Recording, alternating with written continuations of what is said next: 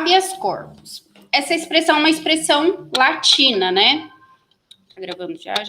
Ela tem a sua origem no latim, né?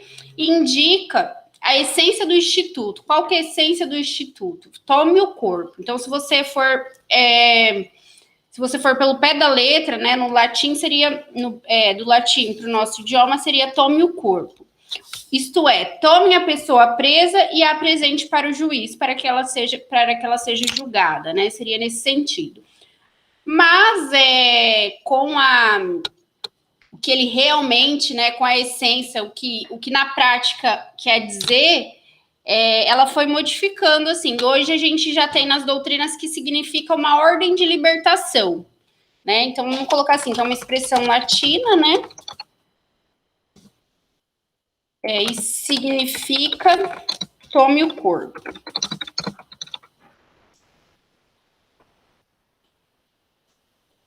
Vou abrir mais aqui, tá pequeno, né?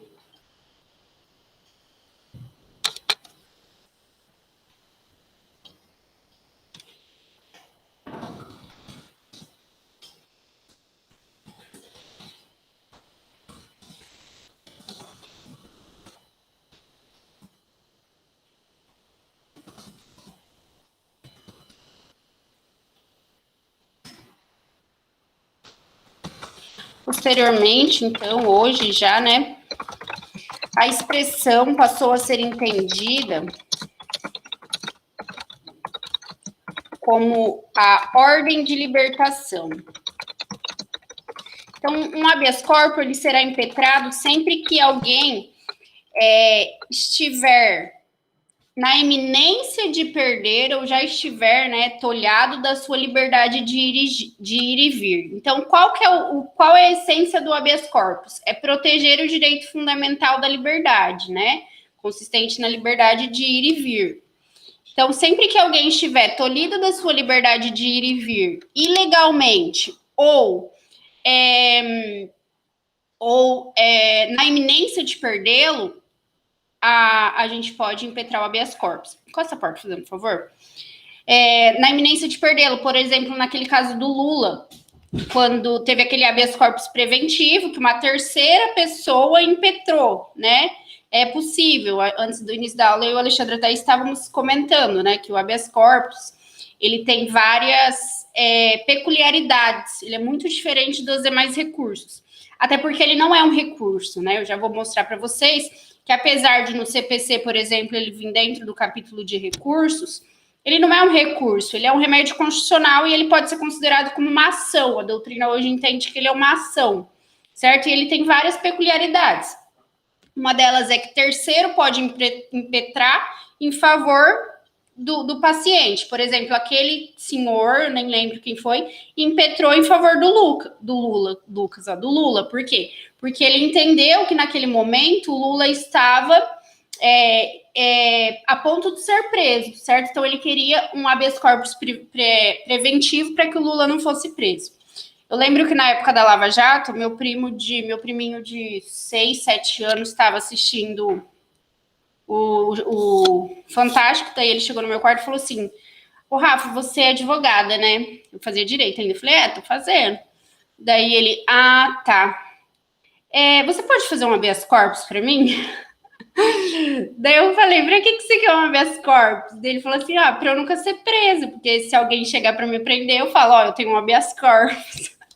Eu falei assim, olha que pessoa inteligente, né? Que criança inteligente.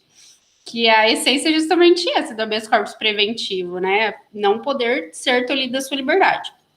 Então, em suma, seria isso, mas vamos anotar isso daí, tudo isso daí. Guilherme entrando.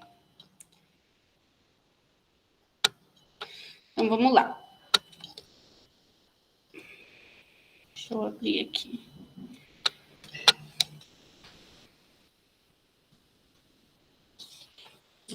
Vamos falar da natureza jurídica do habeas corpus.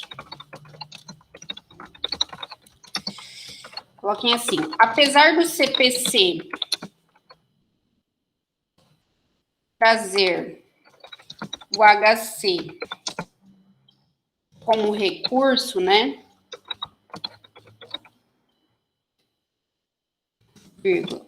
O HC é, vírgula, na verdade, ou na realidade, uma ação. Na verdade, ele é uma ação autônoma, tem várias peculiaridades, e por ser uma ação, ele também tem as condições, né? Ele tem as condições para que seja aceito. A primeira condição, e óbvia, é que a pessoa esteja com a sua liberdade tolhida, né? Ou prestes a ser tolhida, ou na iminência de ser tolhida, senão não tem o principal, né? Que é a justa causa, né? Então, vamos colocar assim, por se tratar de uma ação, por se tratar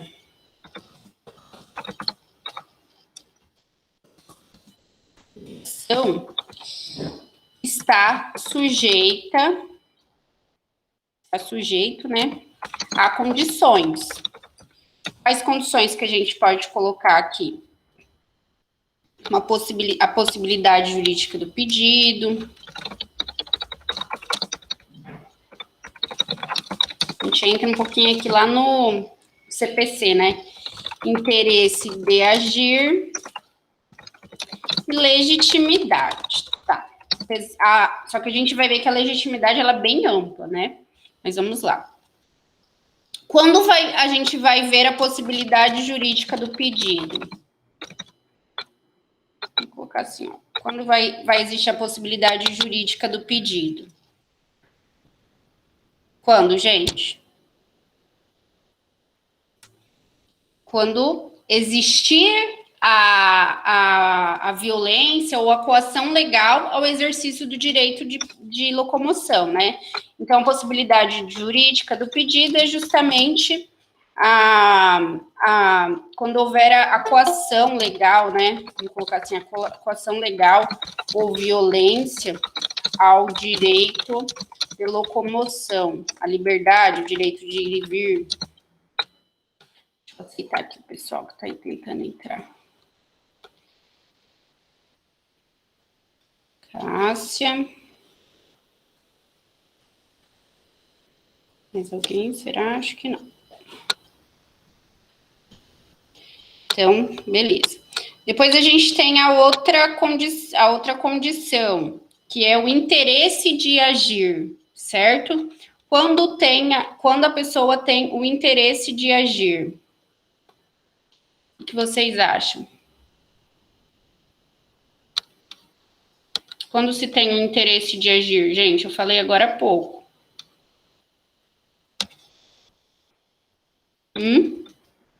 Falei um pouco, agora há pouco, falei ali no começo.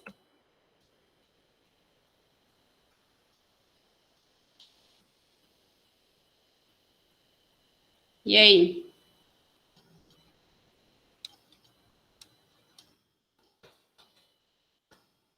Decidir agir. E aí, gente? Alguém me ajuda? Alexandre? Quando a gente verifica o interesse de agir no HC? Coloquem assim, interesse... Quando? Isa? Oi, Rafa. Eu não estava no comecinho, eu estava na reunião com o Cancel. Do núcleo. Falando nisso, eu acho que ele vai ter que vir aqui na aula para dar um recado, não vai? Se eu não me engano, ele ia começar hoje, passando na sala. Verdade, né?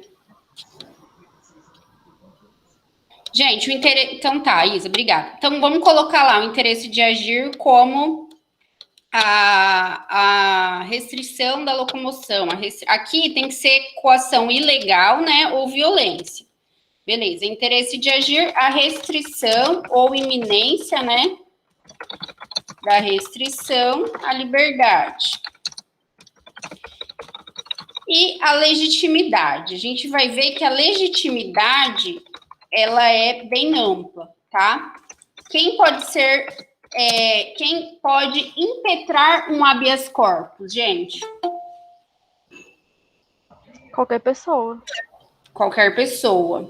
Um maior, um menor, uma pessoa louco, chamava louco, nacional, o estrangeiro, o analfabeto. Então, qualquer pessoa pode impetrar o habeas corpus. Interessante que a pessoa jurídica também pode impetrar o habeas corpus. A pessoa jurídica ela não pode ser paciente de um habeas corpus.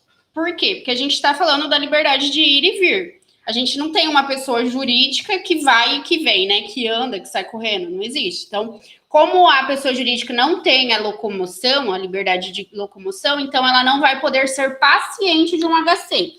Porém, ela pode impetrar um HC. Então, vamos colocar. Quanto à legitimidade, vamos colocar que é bem ampla, né?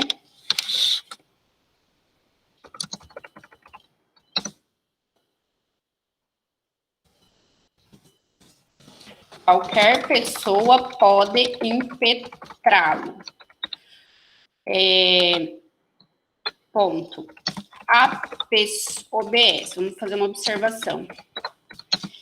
Inclusive, a pessoa jurídica pode impetrar um habeas corpus. Vírgula, somente não poderá ser paciente em um HC. Ela somente não pode ser paciente, mas ela pode impetrar. Então, aqui eu acho que já é interessante a gente ver quem são as partes de um habeas corpus, tá? Paulo Ferreira tentando entrar. Joia. Quem são as partes de um habeas corpus? Vamos lá. Natureza jurídica, agora partes. A gente tem a figura do impetrante, certo?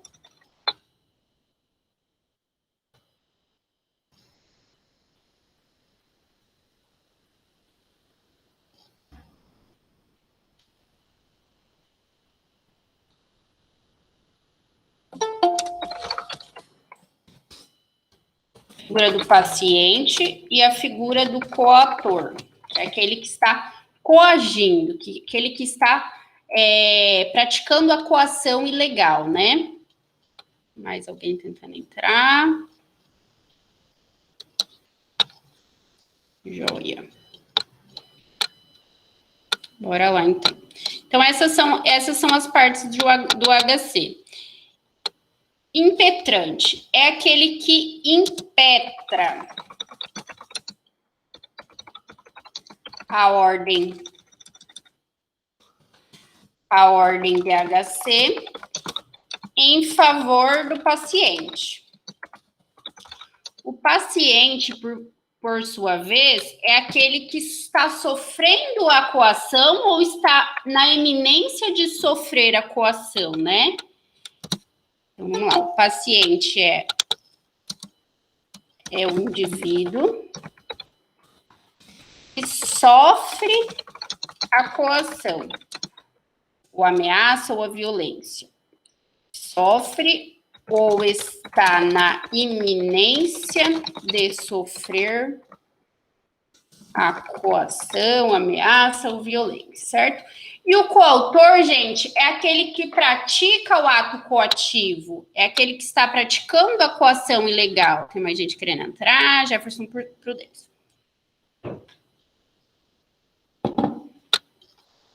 Então, anotem aí.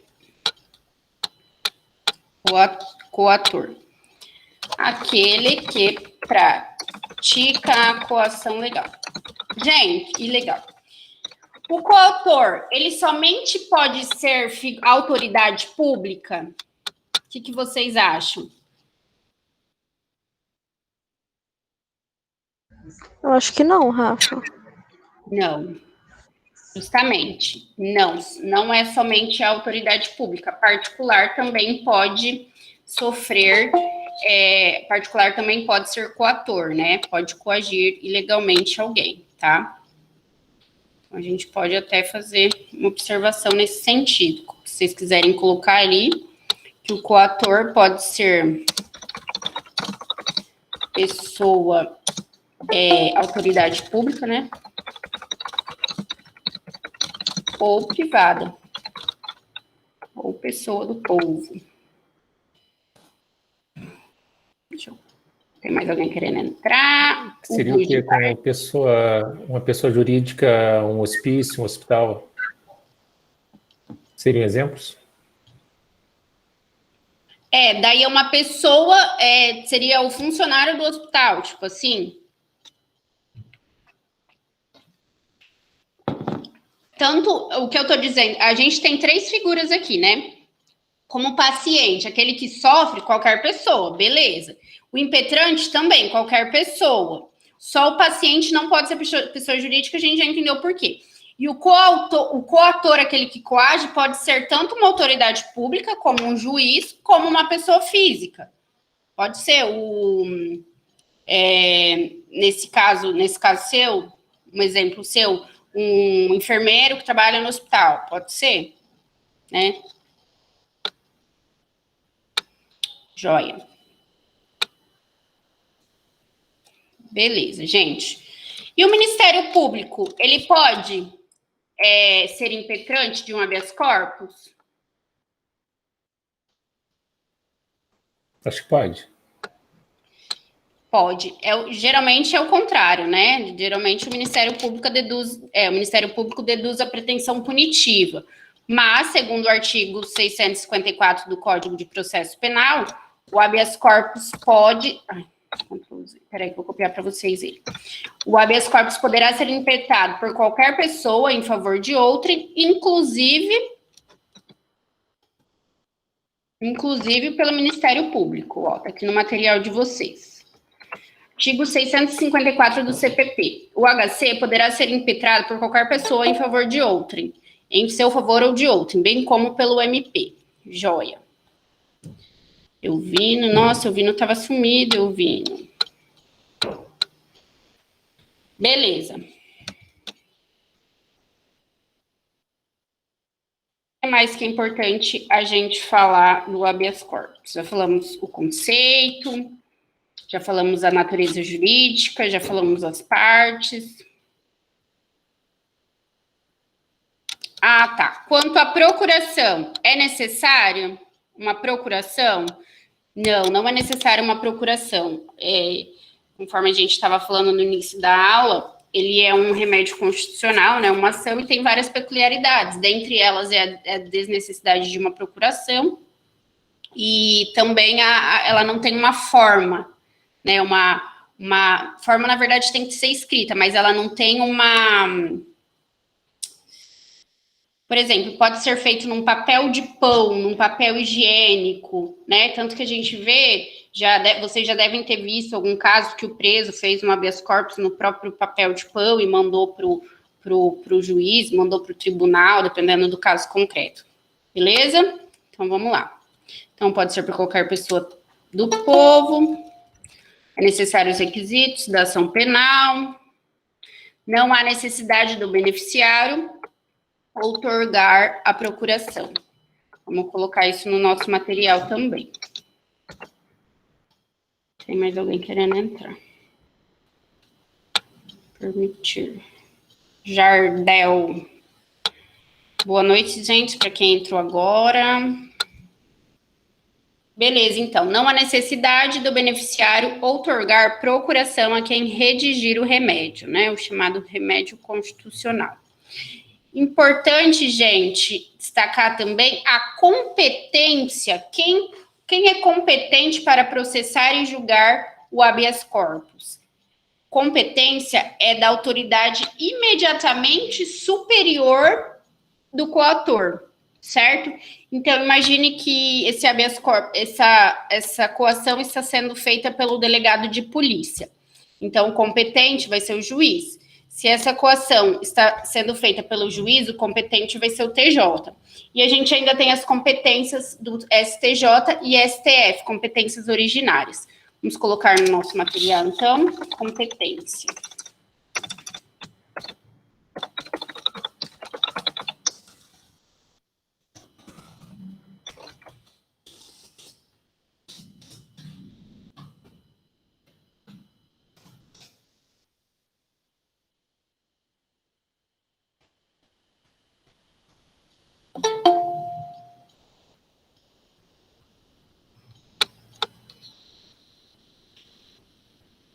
Beatriz entrando. Vamos lá. Competência originária, vamos colocar primeiramente. Gente do céu, tem mais gente querendo entrar. Competência originária.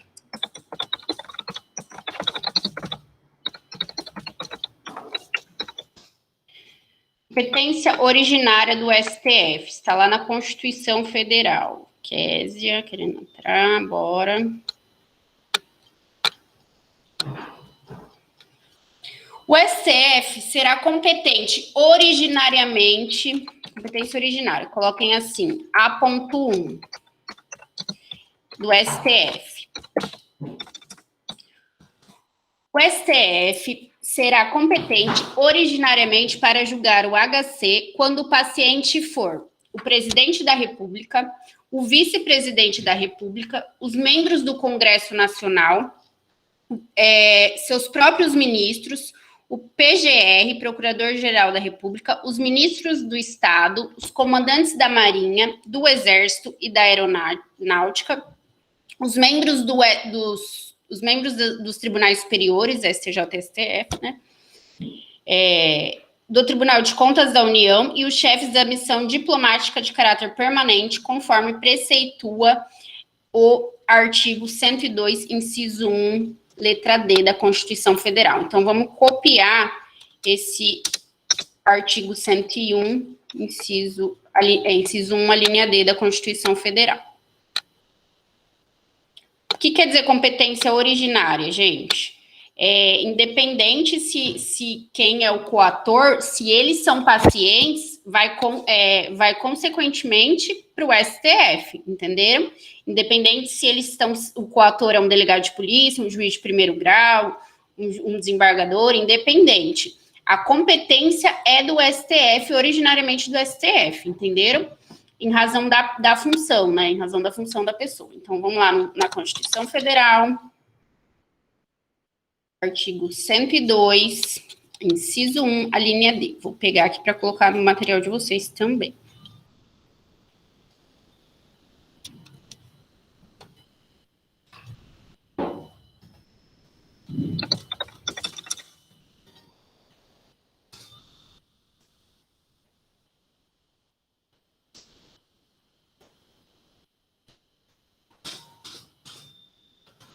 Aí, gente, que tá carregando aqui.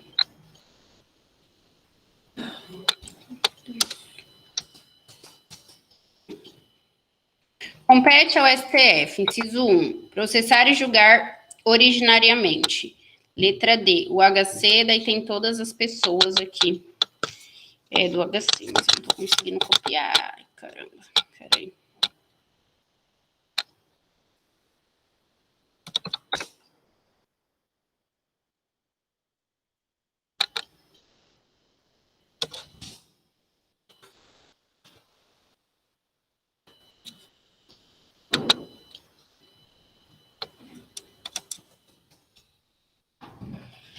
Muita calma nessa hora. Deixa eu fechar tudo que eu tenho aberto aqui para ver se vai mais rápido.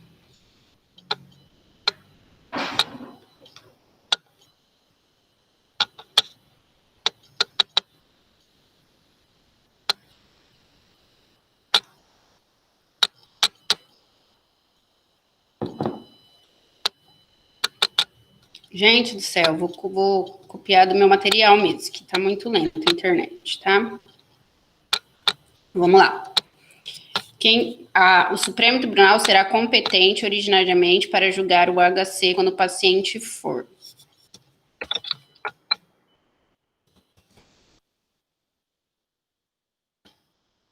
Dois pontos. Vamos lá. O presidente da República, o vice, os membros do CN, seus próprios ministros, nananana. Aí aqui, conforme preceitua. O STF também será competente quando o coator for tribunal superior ou quando o coautor ou paciente for autoridade ou funcionário cujos atos estejam sujeitos diretamente à jurisdição do STF, ou se trate de crime sujeito à mesma jurisdição em única instância. Isso está na linha I da Constituição Federal, do 102 também. Então, a gente tem essas essas duas alíneas que vão trazer a competência originária do STF, beleza? E o STJ, competência originária do STJ. Quando a competência será originária? Quando o paciente for... Vamos lá.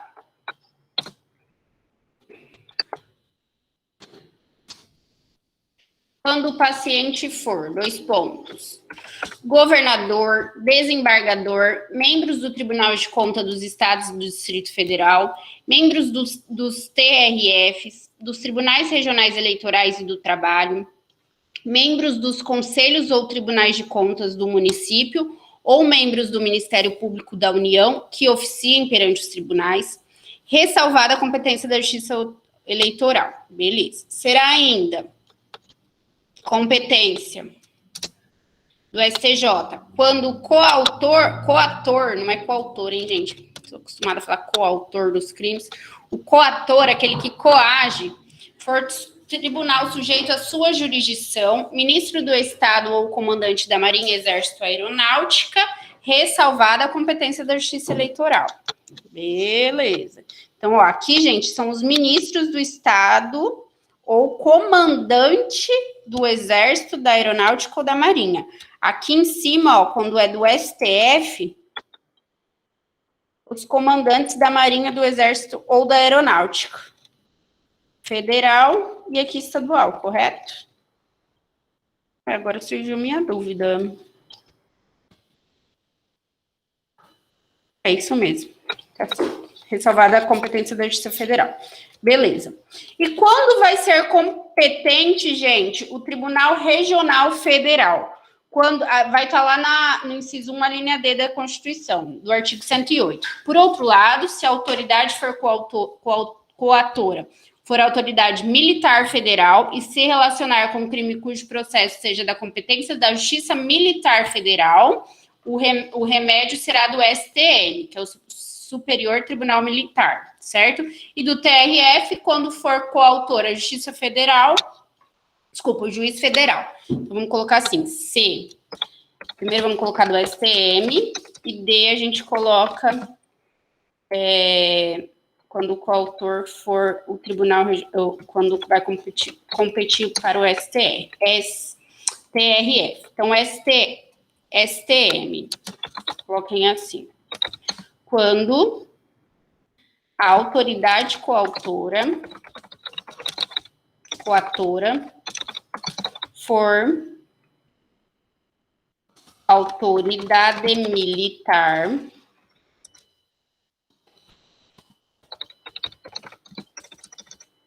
federal e se relacionar com crime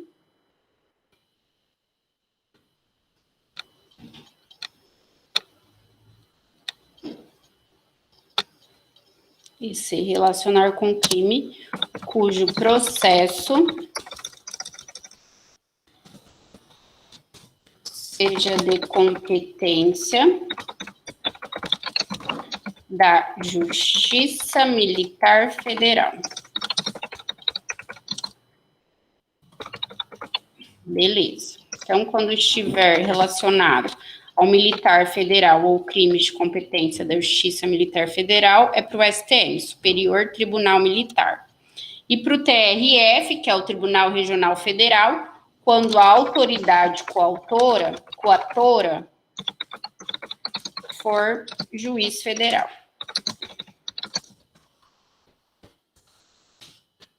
Joia?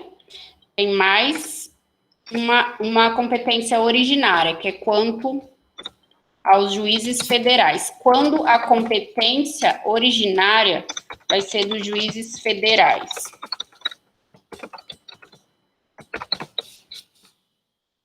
Lá no 109, inciso 7 da Constituição Federal. Habeas corpus em matéria criminal de sua competência. Então, quando o HC for de matéria criminal de sua competência,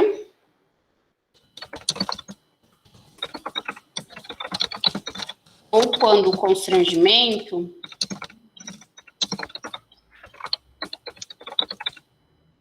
provier de autoridade cujos atos não estejam diretamente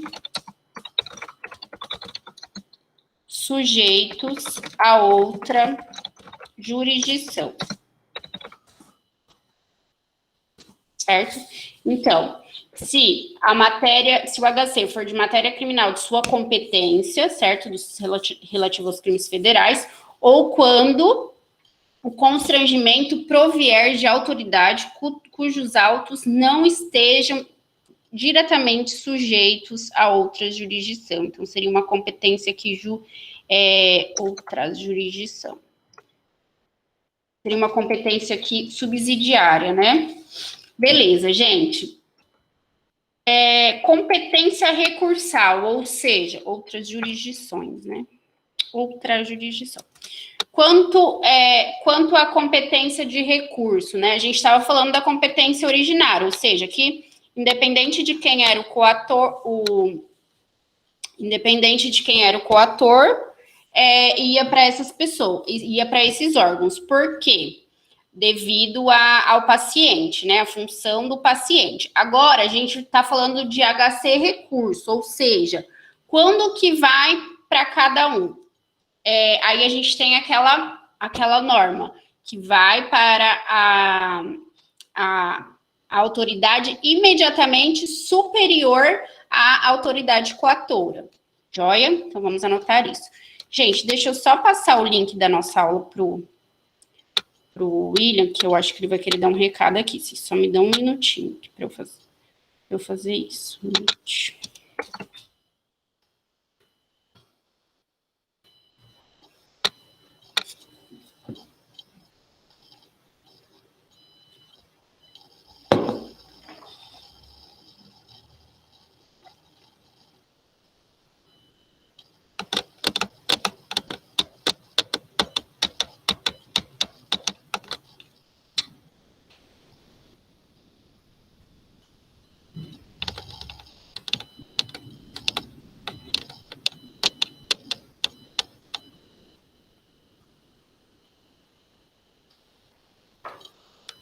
Um minuto, gente.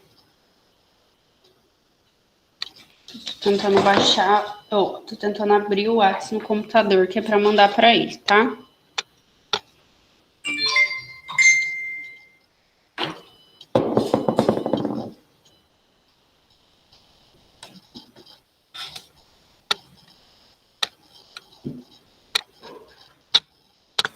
Professora, se quiser, eu mando aqui já. Você manda, fazendo favor? Manda. Porque até eu abrir o WhatsApp aqui, Tá, fala tô da mandando. nossa aula, fazendo favor, que eu pedi. Obrigada, tá? Vamos lá, então, gente. Competência recursal, anotem aí. Até agora a gente falou da competência originária. Agora vamos colocar aqui... Ai, fiz tudo errado, né? Aqui eu devia ter colocado 1. E aqui A... B, C, D, E. Tá, agora 2. Competência recursal. Se a ordem impetrada perante o juiz singular for denegada, o interessado poderá interpor recurso em sentido estrito, tá? Ou impetrar habeas corpus diretamente ao tribunal competente. Tá, mas não é isso que eu queria falar para vocês.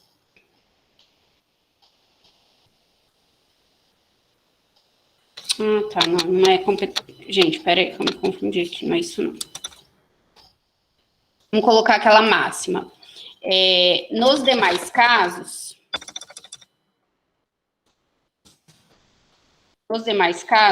o órgão competente para processar e julgar o HC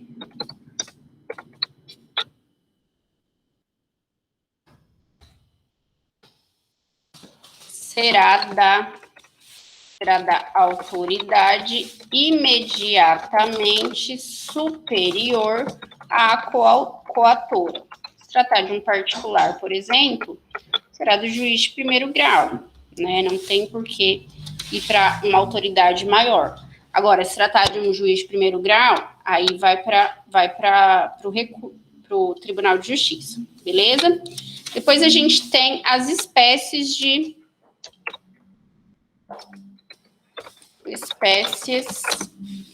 habeas corpus. A gente tem duas espécies de habeas corpus. A gente tem o habeas corpus preventivo e o habeas corpus liberatório, né? O preventivo é quando o paciente ele está na iminência de ter tolhido a sua liberdade. Então, ele ainda está em liberdade, mas pode ser que essa liberdade venha a ser tolhida, certo? Então, é uma ameaça ao direito de ir e vir da pessoa. Já o HC liberatório é utilizada quando a pessoa já sofreu a violação do seu direito de locomoção, certo? Uma observação, quando o HC preventivo for concedido, será expedido um salvo-conduto, que visa impedir a prisão do paciente, né?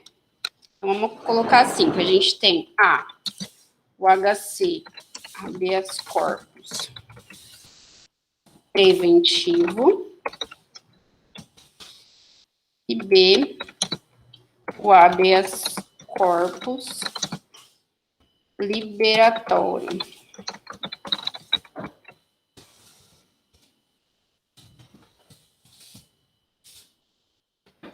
Conceito. O HC preventivo é aquele impetrado quando há uma ameaça, existe uma ameaça ao direito de ir e vir, do paciente. Certo? Quando este for concedido, acho que a letra tá pequena, né? Deixa eu dar uma melhorada nessa letra aqui.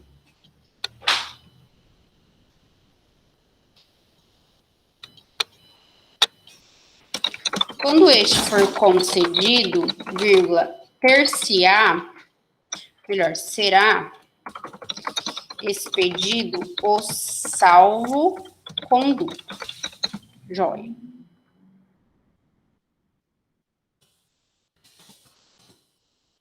Salvo-conduto, vírgula, visando impedir a prisão ou detenção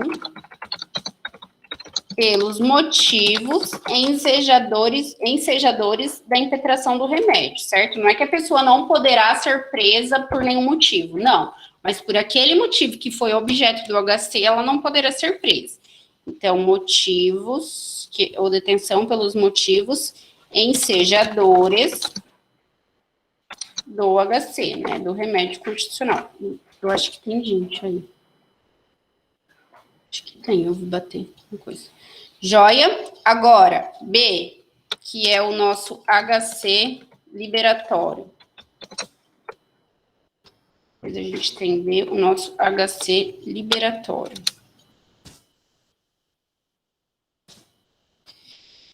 É o remédio constitucional. Não, sem delongas. É aquele impetrado quando a pessoa já teve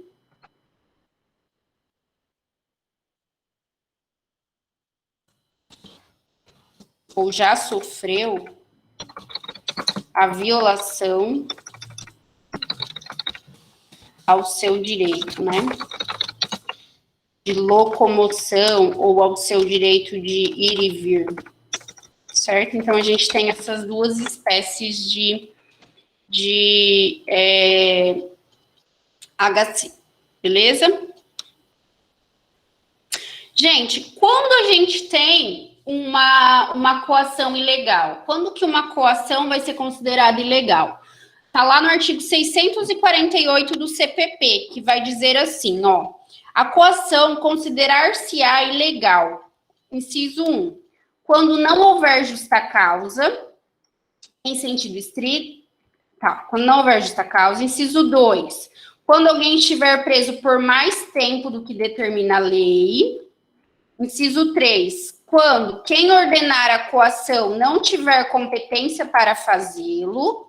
Inciso 4. Quando houver cessado o motivo que autorizou a coação. Inciso 5. Quando não for admitido a prestar fiança nos casos em que a lei autoriza.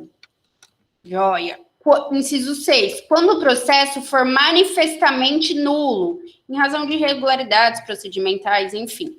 Inciso 7. Quando extinta a punibilidade. Então, no 648, nós temos o rol de quando uma coação vai ser considerada ilegal, certo? Então, vamos lá no nosso CPP. E eu vou colar aqui no material de vocês o rol de 648. Gente, importante ali, quando em um dos incisos diz o seguinte, vocês podiam já ir anotando aí, o inciso 2, né? Quando alguém estiver preso por mais tempo do que a lei determina, do que determina a lei. Qual prisão, gente, que tem tempo, que tem um prazo?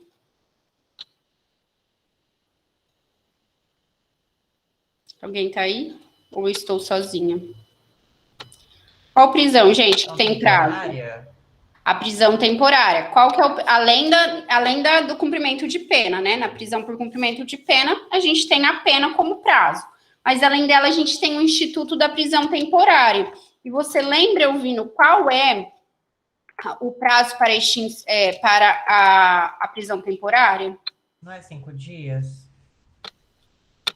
E aí, gente, é 5 dias? Prorrogável por igual período em extrema e comprovada necessidade? Sim. E nos crimes hediondos? Ah, meu Deus. Ai, Rafaela, não complica. Ai, você foi tão bem nas duas primeiras perguntas, na primeira e na segunda, que eu quero explorar. Ai, hediondo, não me recordo. Sinto muito. 30 dias. 30 dias. 30 dias. 30 dias, isso mesmo. Então, vamos lá. Quando não houver, vamos colocar lá o 648 com todos os seus incisos e vamos explicá-lo. Deixa eu ver se eu tenho mais alguma coisa para dizer depois disso, que daí eu posso explorar mais.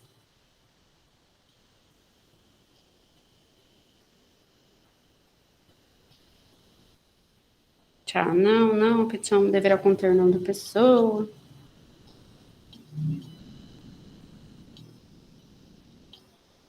Ah, beleza. Não, vamos explorar esses incisos aqui. Então, quando uma coação vai ser considerada ilegal? Primeiro inciso, quando não houver justa causa. O que quer dizer? Não haverá justa causa quando o fato imputado ao agente não estiver previsto em lei, né? Ou seja, aquele fato não é considerado crime, ou quando houver alguma excludente de ilicitude ou de culpabilidade ou alguma escusa absolutória naquele caso concreto, certo? Então, nesse caso, a gente vai estar falando de que não há justa causa para a prisão. Então, vamos explicar aqui. Não haverá justa causa quando o fato imputado ao agente... Gosto de escrever, gente, porque depois fica lá no material, eu posto no AVA, e quem não copiou, copia lá, e também conforme eu for copiando e falando, é o tempo de vocês escrevendo, né? Mas se vocês não quiserem que eu toque para frente, eu toco, tá? Quando o fato imputado ao agente não estiver previsto em lei penal, como conduta criminosa, né? Ou quando houver, né? O fato imputado, ou quando houver excludente de ilicitude, de culpabilidade ou escusa absolutória. Nesses casos, a gente vai estar diante de de uma falta de justa causa para a prisão. Quando alguém estiver preso por mais tempo que a lei determina. Aí a gente tem aqui, por exemplo, a prisão temporária.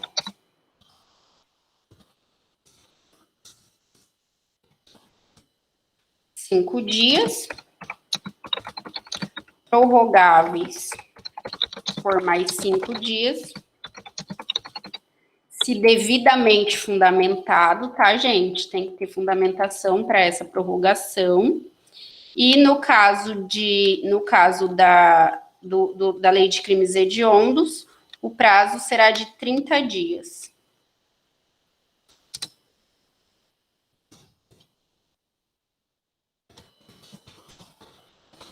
Crimes hediondos equiparados, né? Quem são os crimes equiparados aos hediondos?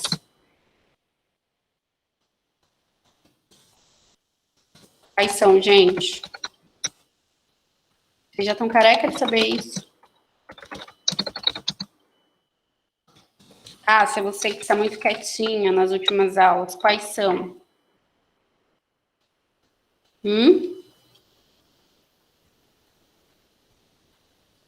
São os 3 T's, né? Os 3 T's, exatamente. Muito obrigada. Beleza, gente. Outra situação, gente, quando alguém estiver preso por mais tempo do que determina a lei. Imagine também que a pessoa está presa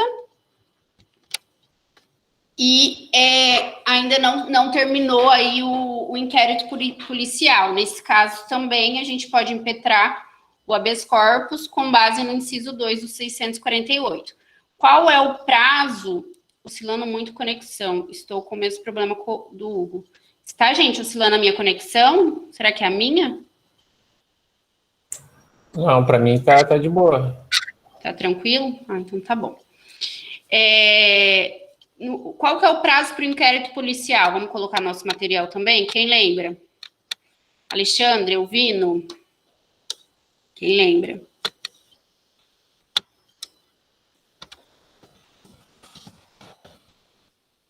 Prazo para conclusão do IP. 10 dias, professora? 10 dias para o réu preso e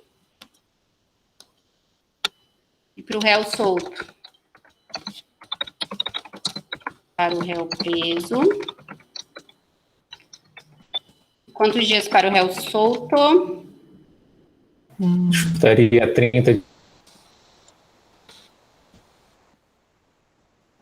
dias, muito bom.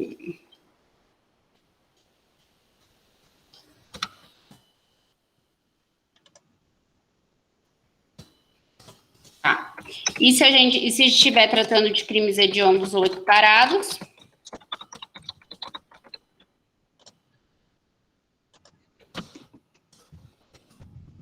Triplica, gente. Se a gente estiver falando de crimes hediondos ou equiparados, esse prazo vai triplicar. Vai ser 30 dias para o réu preso.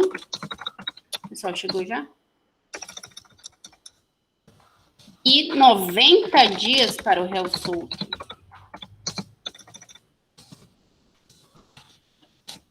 Joia? Então, aqui a gente também tem essa situação. Inciso 3. Quando quem ordenar a coação não tiver competência para fazê-lo. Joia. Quando quem ordenar não tiver competência para fazê-lo. Vamos anotar assim, nesse inciso. Referido inciso, ou tal inciso, refere-se às prisões temporárias e preventivas.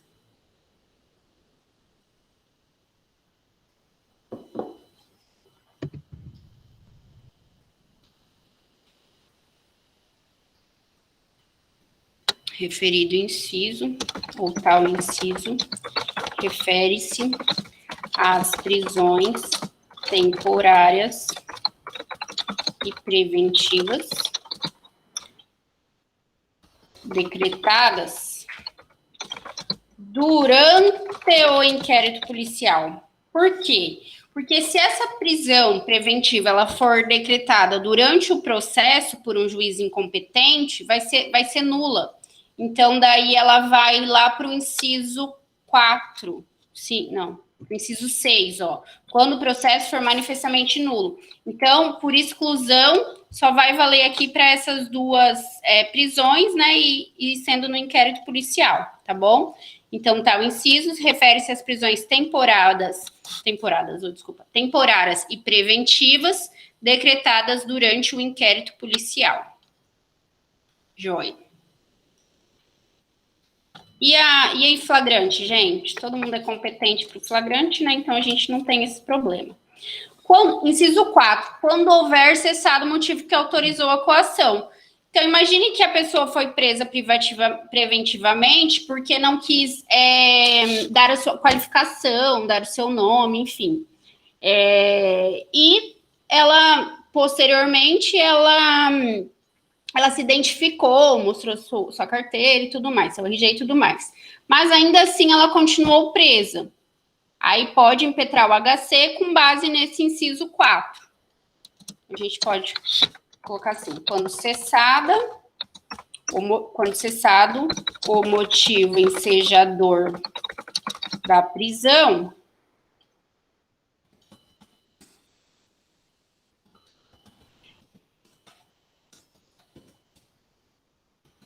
quando cessado o motivo ensejador da prisão, vírgula, esta se tornará ilegal. Luz, quer falar alguma coisa?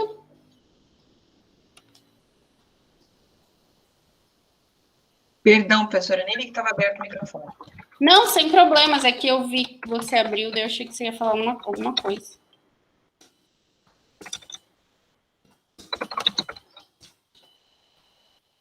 Joia.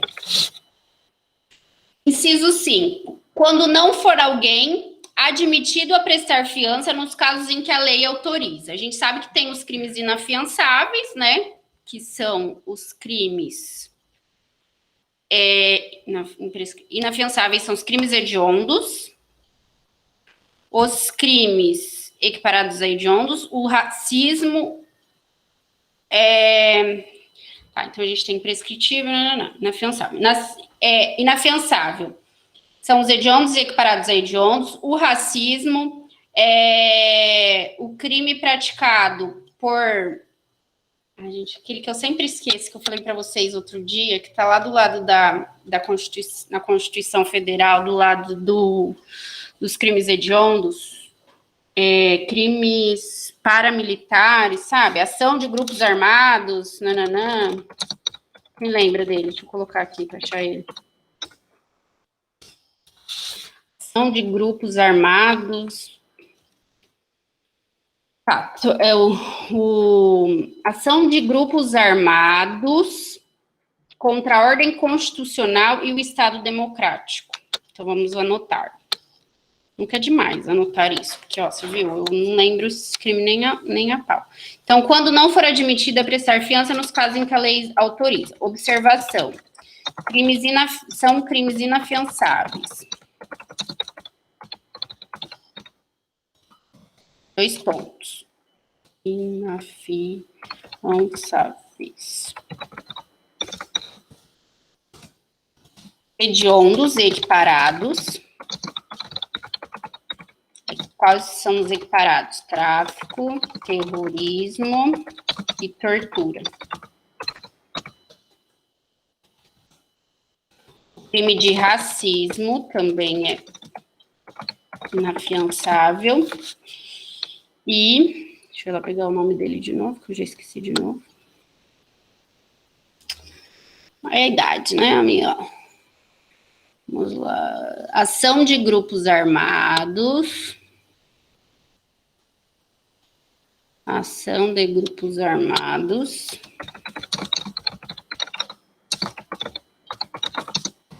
Contra civil ou militar, né?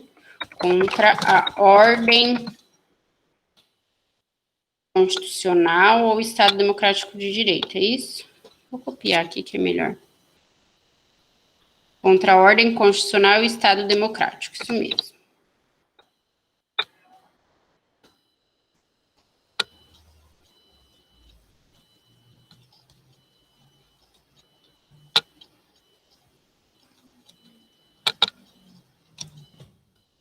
Contra a ordem constitucional e Estado democrático. Tá. Os demais crimes, gente, eles admitem fiança, certo?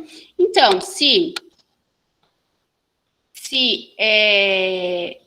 naquele caso concreto, admitir fiança e não for concedido, pode impetrar o habeas corpus. Ou ainda, se esse habeas corpus se essa fiança for um valor muito acima, né, excessivamente elevado.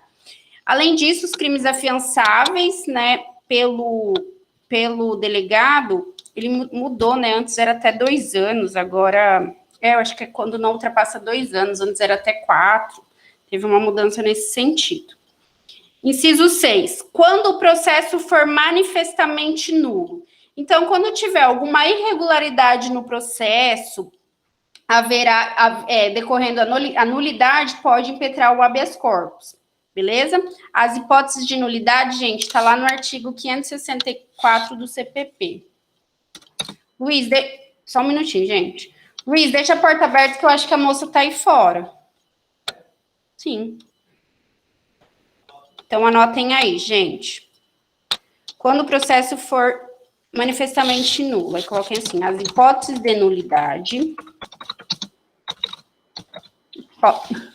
Hipoteses, não, né? Hipóteses.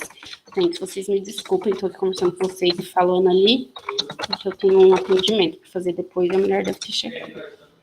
Então, as hipóteses de nulidade estão no rol do artigo 564 do CPP, beleza? Depois a gente dá uma olhada. E quando extinta a punibilidade. Então, se tem algum caso de extinção da punibilidade e não foi decretada, a gente pode impetrar o HC. As hipóteses de extinção da punibilidade estão lá no artigo 107 do CP, que é a morte do agente, prescrição, decadência, perempção, anistia, graça, indulto, fato que deixa de ser considerado como crime. Que mais? Quem lembra mais do rol do 107? É um rol não taxativo, tá, gente? É um rol exemplificativo. Depois a gente tem mais causas extintivas de punibilidade. Mas eu vou lembrar mais. Quando o fato deixar de ser considerado crime, anistia, graça, indulto, pela retratação do agente em determinados crimes, pelo perdão judicial, pelo perdão aceito nos crimes de ação penal privada, alguns dos crimes, né, que não é na injúria, é na calúnia e na difamação, certo? Então, a gente tem lá no 107 as causas extintivas de punibilidade. Se presente uma causa extintiva de punibilidade e o agente não tiver reconhecido e ter reconhecido essa causa extintiva, pode impetrar um HC nesse sentido. Joia? Para a gente finalizar a nossa aula, gente, vou colocar aqui para vocês como deve ser o habeas corpus, né? A petição de habeas corpus. O que deve conter? Vou colocar como observação geral. Não, muito feio. Peculiaridades.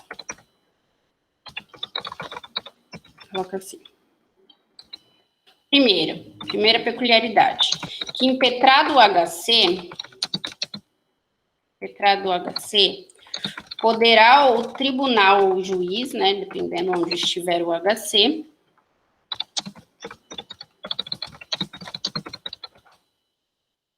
poderá o tribunal ou o juiz solicitar informações sobre a coação ao órgão coautor, né, ou a pessoa coautora. Então, pode solicitar essas informações. Obtidas essas informações, o HC deverá ser analisado em 24 horas. Então, vamos lá. Obtidas tais informações, vírgula, o HC deverá ser apreciado em 24 horas. Certo? Outra coisa, em primeira instância, o Ministério Público ele não analisa o HC, ele não se manifesta quanto ao HC.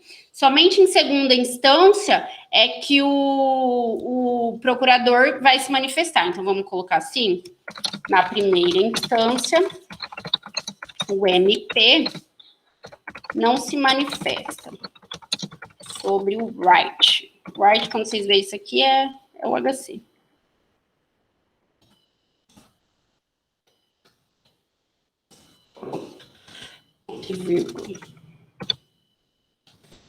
Porém, na segunda instância,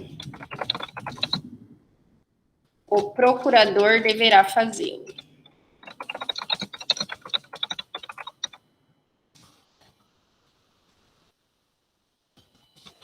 Em 2 dias, certo? Então, o HC, gente, como ele protege um direito fundamental, né? O direito fundamental à liberdade de locomoção, liberdade de ir e vir, ele tem que ser um procedimento muito célere, ele é um procedimento muito célere, tá bom? O que deve conter a petição? Nome da pessoa que está sofrendo, né? Ou está na iminência de sofrer a violência, que é o paciente. A declaração do constrangimento ou da ameaça, né? A assinatura do impetrante ou de alguém em seu rogo. Então, não precisa ter a assinatura do paciente, nem a assinatura nem uma procuração, mas precisa ter a assinatura do impetrante. Então, vamos colocar lá. Vou copiar aqui do meu material para você.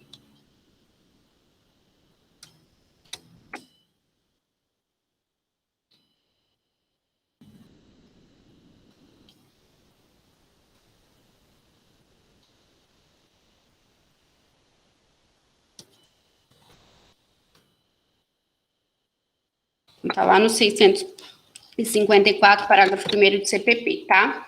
Coloquem assim, ó. O HC deverá conter o nome da pessoa que sofre ou está ameaçada de sofrer violência ou coação, ponto e vírgula. O de quem exerce a violência, coação ou ameaça, a declaração da espécie de constrangimento, né? A assinatura do impetrante ou a seu rogo, quando não souber, e a designação das respectivas residências, né? As residências do coator e do paciente, beleza? Joia, gente, é isso. Quanto ao HC, é isso. Vou deixar aqui aberto para vocês irem copiando e vou fazer a chamada rapidinho, tá?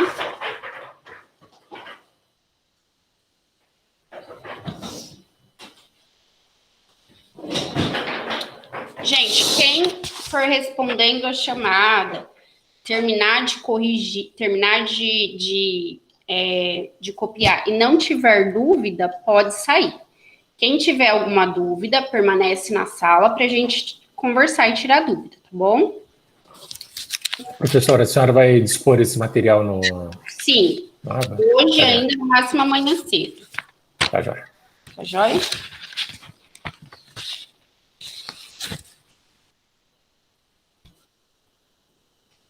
Vamos lá, 12/11. Adriano, Alan, Ana Paula, Antônio, Bruno, Charlene, Claudineia. Presente, professora. Daniele Nascimento, Deise, Eduardo Graciotin, Eduardo Henrique,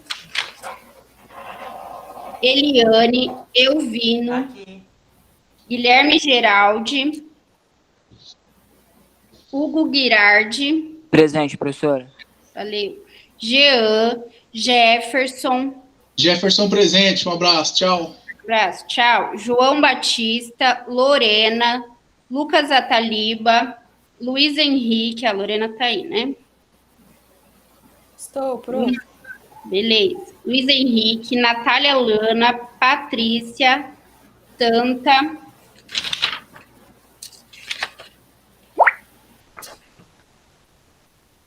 Alexandre, Presente. Antônio, Beatriz, Diego, Eduardo Lemes, Gilberto, Jaqueline, Jardel. Presente, professora. Leu. Joverlan, Leandro, Lidomar, Lilian Regina Moreira, Lilian Cristina, Lucas Jonatas, Miriam e Natália. Lidomar presente, né? Eu coloquei. Olha, Lidomar. Ana Paula Noguchi, Cássia. Presente. Cláudio, Daniele Petenucci, Elaine, Gabriela. Elaine, tá aí? Tô, professor. Tô como Eric. Ah, tá. Gabi Gonzaga, Guilherme Mosna, Isa. Aqui, Rafa. Boa noite. Boa noite. Johnny, Larissa, Lu. Oi, presente. Valeu, Lu. Késia. Presente, professora. Beleza, Késia. Sandro Canali, Suelen e Wagner. Gente, alguma dúvida do HC ou só na hora que a gente for fazer?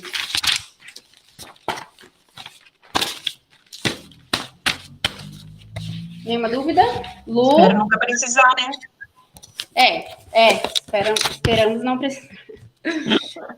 Boa noite, obrigada, professora. Obrigada a você, gente. Tchau, tchau, Lu, tchau, Elaine, tchau, Késia, tchau, todo mundo. Fiquem com Deus. Até mais.